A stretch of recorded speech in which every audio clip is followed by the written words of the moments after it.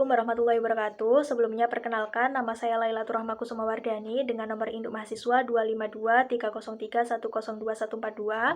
Kali ini saya akan mempresentasikan terkait makalah yang telah saya buat, yaitu dengan judul Dari Warung ke Meja Makan, Bagaimana Remaja Obes Memahami Peran Garam dalam Kebiasaan Makan Lokal untuk Menghindari Hipertensi, dengan dosen pengampu Bapak Muhammad Bayu Firmansyah, MPD.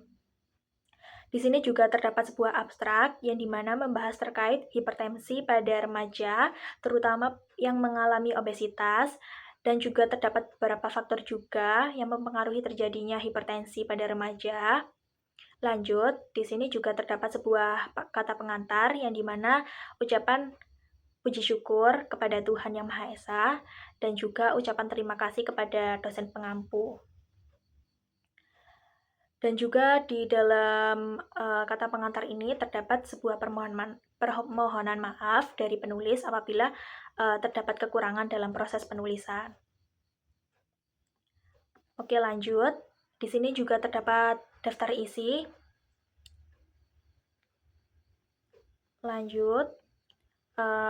Ini juga terdapat pendahuluan yang dimana membahas terkait latar belakang dari hipertensi pada remaja.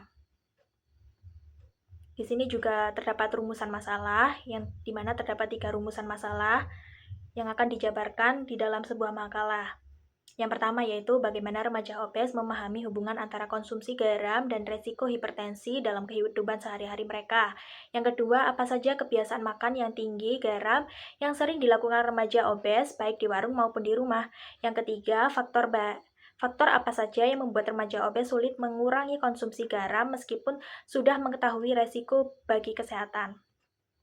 Di sini juga terdapat tujuan penulisan, 3 juga, yang dimana saling berkaitan juga dengan rumusan masalah, dan juga terdapat manfaat.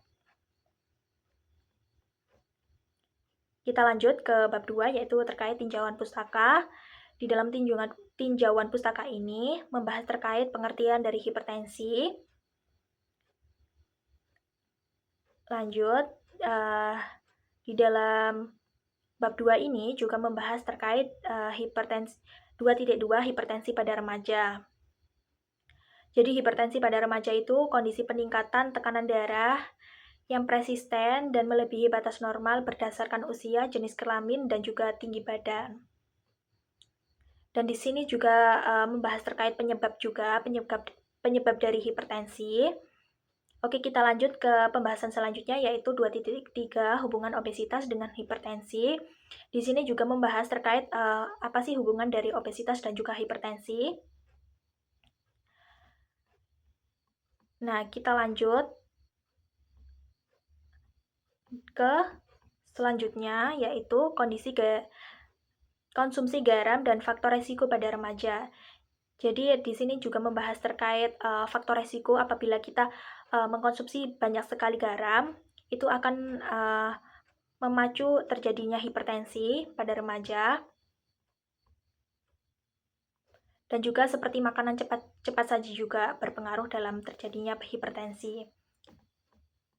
Oke, lanjut. Di sini juga terdapat gaya hidup remaja dan juga pola makan di Indonesia.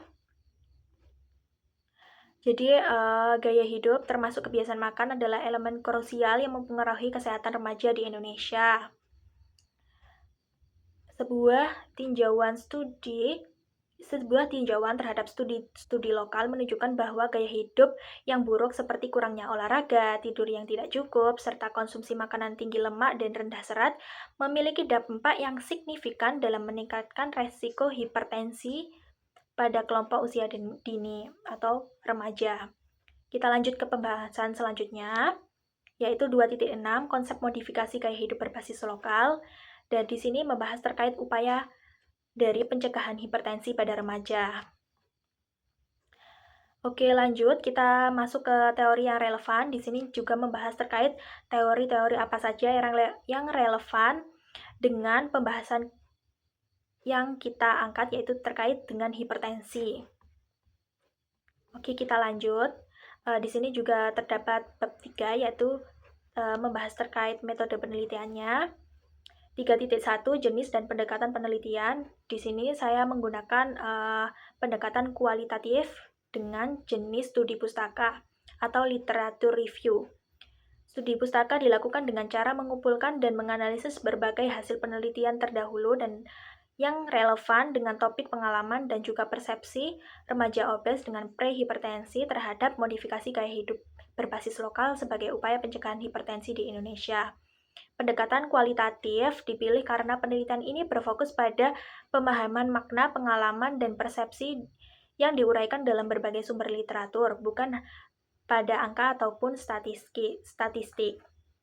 Kita lanjut ke pembahasan selanjutnya, yaitu 3.2 sumber data.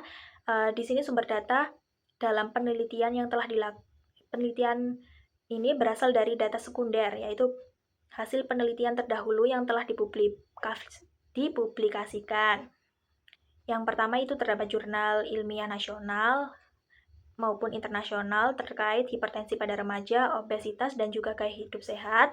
Yang kedua juga terdapat buku referensi dan juga e-book. Dan yang terakhir artikel ilmiah ataupun situs-situs resmi seperti Google Scholar dan lain sebagainya. Kita lanjut ke pembahasan selanjutnya, yaitu 3.3 dalam teknik pengumpulan datanya. Dalam teknik pengumpulan datanya ini dilakukan melalui pencarian literatur yang relevan dengan topik penelitian. Prosedurnya meliputi 3.1 pencarian dan juga seleksi literatur. Literatur yang dicari menggunakan kata kunci hipertensi remaja, obesitas remaja, konsumsi garam, modifikasi hidup, pencegahan hipertensi, dan juga gaya hidup berbasis lokal.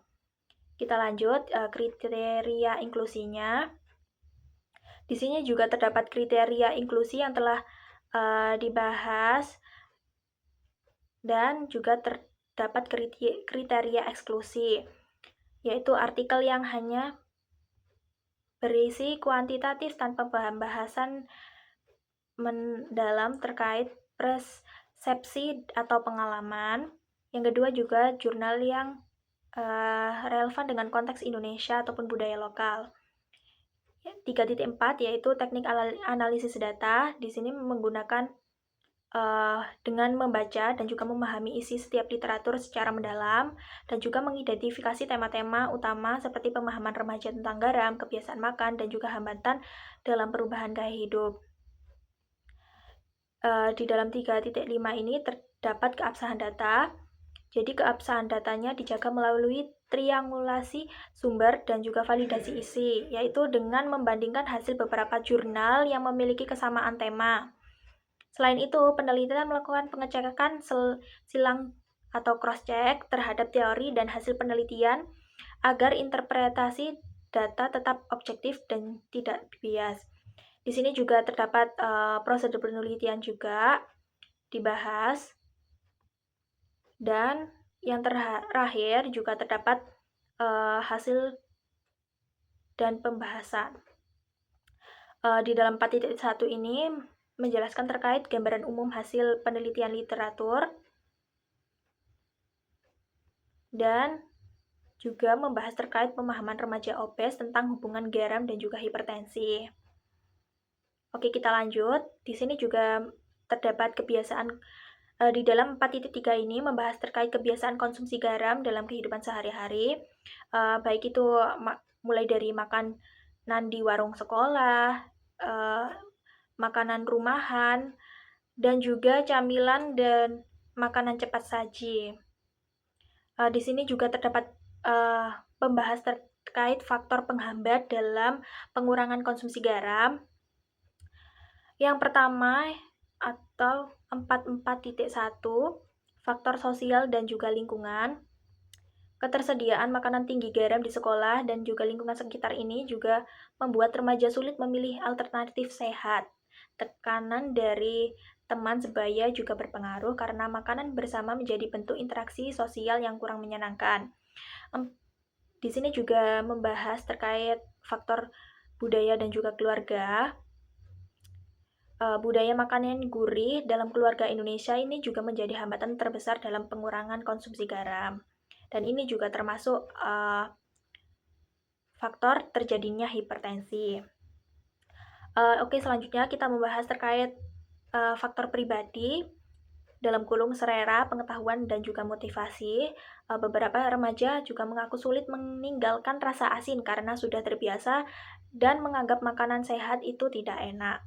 Kurangnya motivasi untuk menjaga kesehatan sejak dini juga menjadi penghambat perubahan perilaku makanan. Oke, kita lanjut. 4.5 yaitu strategi dan upaya modifikasi gaya hidup berbasis lokal. Sejumlah literatur merekomendasikan pendekatan modifikasi gaya hidup berbasis lokal sebagai strategi efektif untuk mencegah terjadinya hipertensi pada remaja obes. Di situ juga membahas terkait beberapa strategi juga yang banyak diusulkan. Oke, kita lanjut, yaitu ke 4.6, yaitu analisis temuan dengan teori yang relevan. Di sini membahas terkait temuan penelitian yang dianalisis dengan model perilaku kesehatan dan konsep modifikasi gaya hidup berbasis lokal. Oke, kita lanjut. Yang terakhir yaitu bab 5, penutup. Di sini terdapat kesimpulan dari makalah yang telah dibuat dan juga terdapat sebuah saran. Oke, yang paling terakhir yaitu daftar pustaka. Oke, itu saja yang bisa saya sampaikan. Apabila ada kurang dan lebihnya, saya mohon maaf. Terima kasih dan sampai jumpa.